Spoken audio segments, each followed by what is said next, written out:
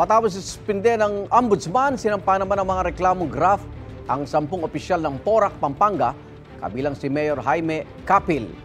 May kinalaman pa rin yan sa Lucky South 99 Pogo Hub na nabigyan ng permit to operate ng LGU. May unang balita si Salima Refran. Filed complaint against Mayor Jaime C. Capil of Porac, Pampanga.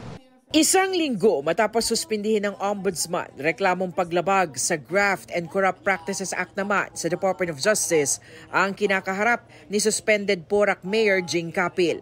Kaugnay pa rin ito ng niraid na Lucky South 99 sa Porac, Pampanga.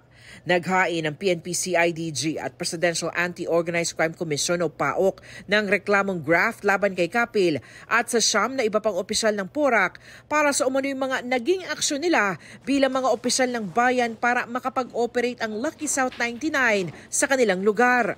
Sila po ang nag-aproba ng business permit nang hindi naman qualified ang Lucky South dapat sa Pogo. Pag tinignan nyo yung application forms, blanco-blanco pero na proseso. Ang primary purpose ng kumpanya ng Lucky South ay outsourcing, hindi Pogo. So labag ito sa kanyang primary and secondary purposes.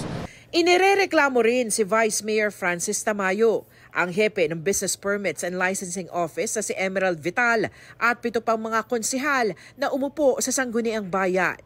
Kasamang iniharap sa paghahain ng reklamo ang isang testigo. Eyewitness siya na nakikita yung mga personalities na yon pumupunta ng Porac, pumupunta ng Lucky South. We don't know, pero hindi yung sa on a regular basis, monthly basis talaga. Ang reklamong ito idaraan rin sa evaluation process ng National Prosecution Service bago isalang sa preliminary investigation.